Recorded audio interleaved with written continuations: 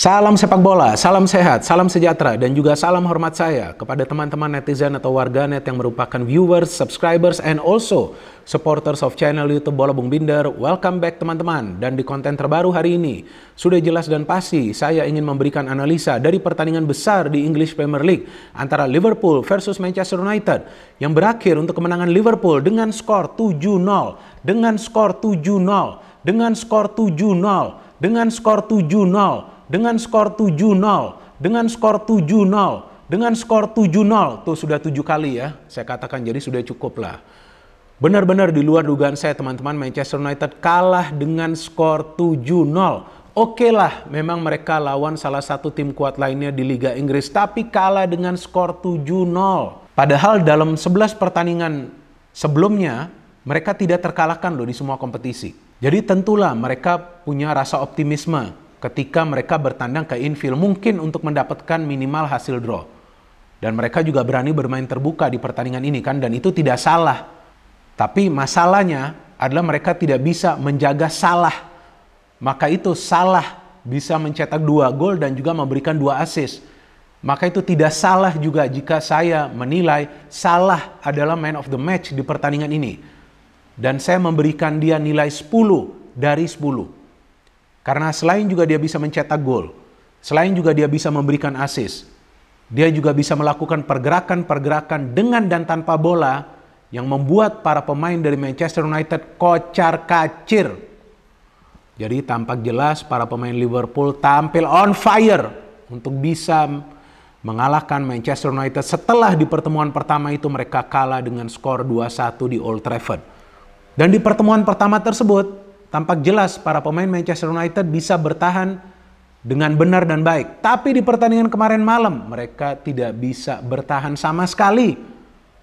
Karena selain mencetak total 7 gol, sebetulnya Liverpool menciptakan banyak peluang untuk menambah jumlah gol mereka. Sayangnya, ada beberapa peluang dari mereka yang tidak bisa dieksekusi oleh para pemain mereka karena tendangannya melenceng. Dan selain itu juga ada beberapa saves yang dilakukan oleh David De Gea. Kalau enggak, bisa saja Manchester United kalah dengan skor 10-0. Dan kemenangan Liverpool atas Manchester United ini dengan skor 7-0 adalah kemenangan terbesar Liverpool atas Manchester United di sejarah Liga Inggris, teman-teman. Luar biasa ini Jurgen Klopp. Membuat sejarah dia, membawa Liverpool menghajar Manchester United dengan skor telak 7-0. Kenapa saya semangat? Ya saya harus semangat. Nanti kalau saya gak semangat, kalian akan mengatakan nih Bung Binder hanya semangat kalau membahas Arsenal atau juga Real Madrid. Enggak, saya semangat terus. Setiap pertandingan saya akan semangat mengulasnya. Kecuali saya lupa minum kopi. Saya baru saja ngopi kan, baru selesai sarapan nih setelah saya bangun ya. Tadi jam 9 saya baru bangun ya, karena kan saya begadang. Jadi di pertandingan kemarin malam, yang saya perhatikan teman-teman, bahwa pertama-tama para pemain Liverpool itu unggul pressing di lini tengah. Maka itu Casemiro juga tidak bisa berbuat banyak di pertandingan kemarin malam.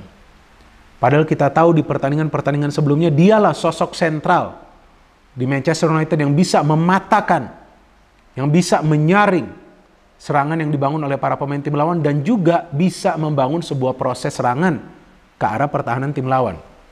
Tapi kemarin malam gak bisa berbuat apa-apa dia. Oke, dia memang sudah mencetak gol, tapi kan dia sudah offside. Dan lihat saja Darwin Núñez bisa mencetak 2 gol dengan kepalanya. Mana marking dari para pemain MU? Gak kelihatan. Cody Gakpo bisa mencetak 2 gol dari sudut yang sulit atau ya sempit ya. Karena kan dia dikawal juga tuh ketika dia melepaskan tendangan. Artinya sudah ada penutupan ruang yang dilakukan kan.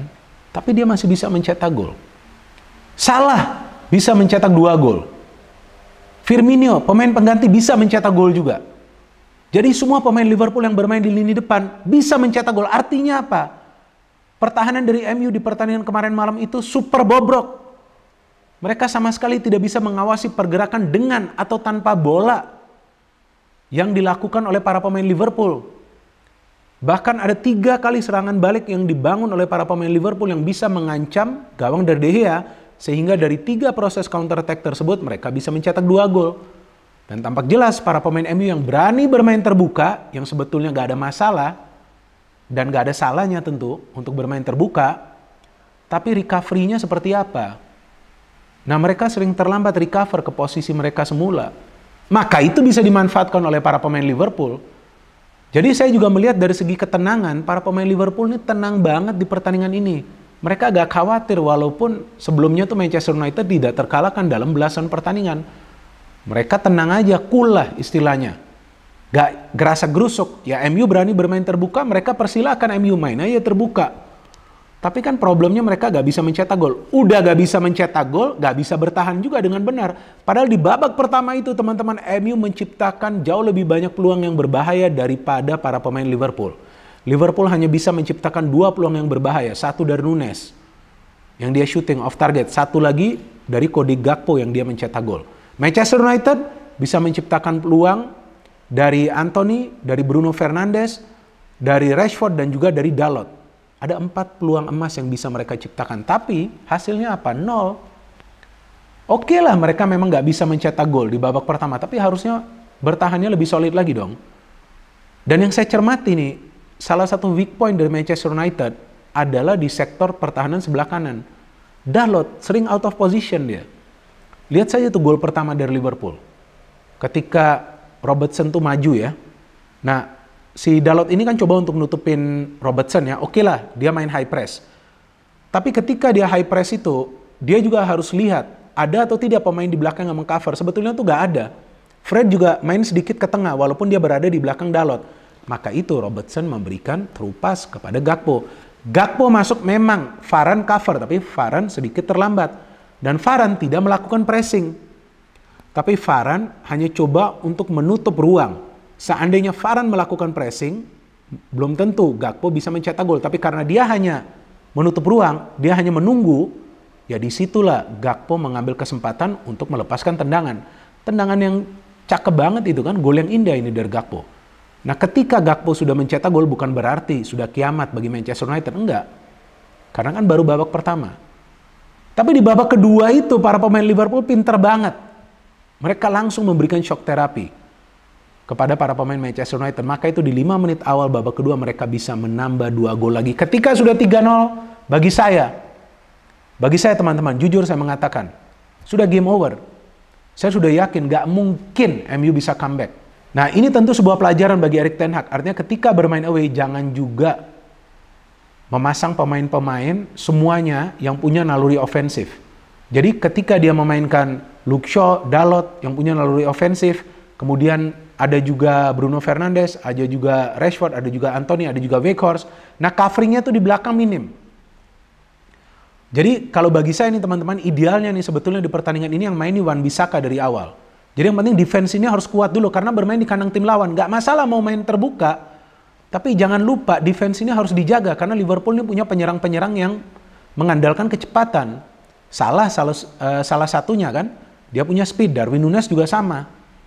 Dan Nunes juga terlibat dalam 2 proses gol dari Liverpool kan. Bahkan Henderson saya melihat bisa memberikan umpan yang akurat tuh kepada Nunes. Dan bagi saya gol indah, versi saya gol indah dari Liverpool adalah gol kedua dari Darwin Nunes ya, yang dia mencetak gol dengan kepalanya. Saya lupa tuh gol pertama atau gol kedua tuh. Ya bukan umpan dari Harvey Elliott, yang umpan dari Henderson. Wah, cakep banget itu gol. Kenapa cakep? Karena dia bisa melompat di antara Varane dan juga Dalot jauh lebih tinggi dan juga timing dia tepat melakukan lompatan sehingga dia bisa menyundul bola tersebut dan membobol gawang dari De Gea.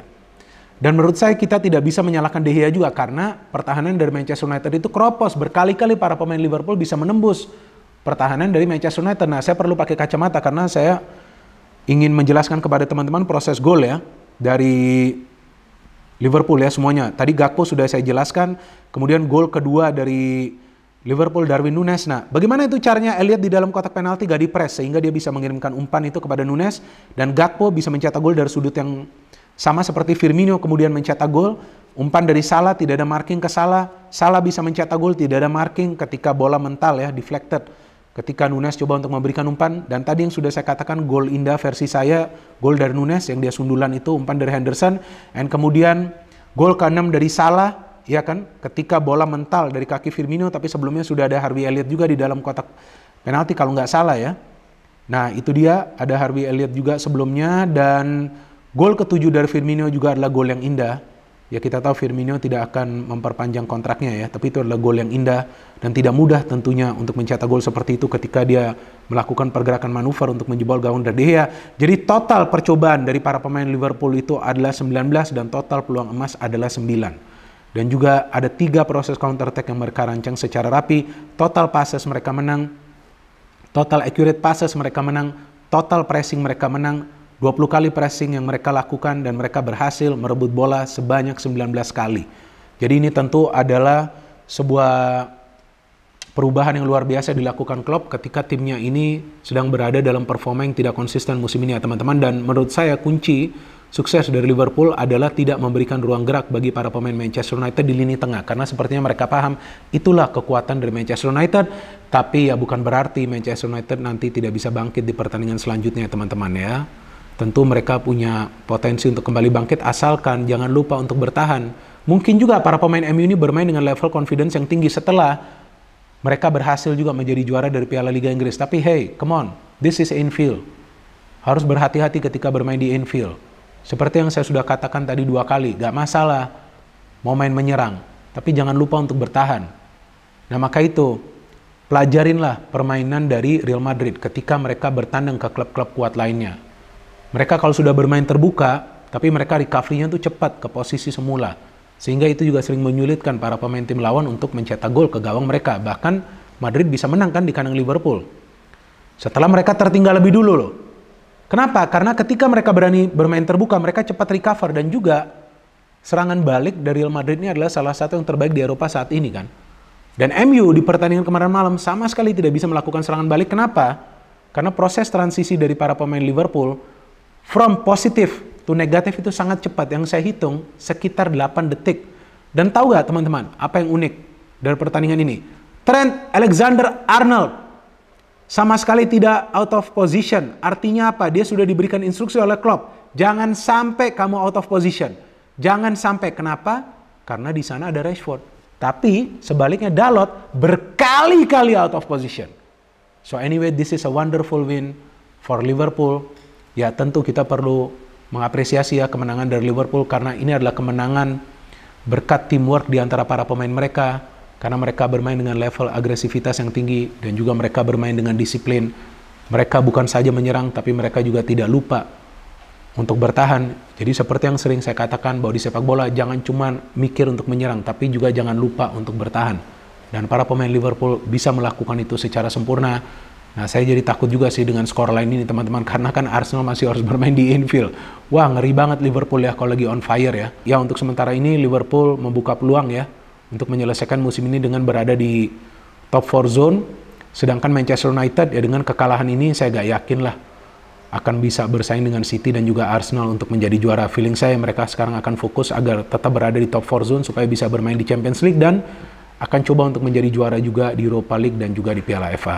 No hate, no politics, only football. Salam sepak bola.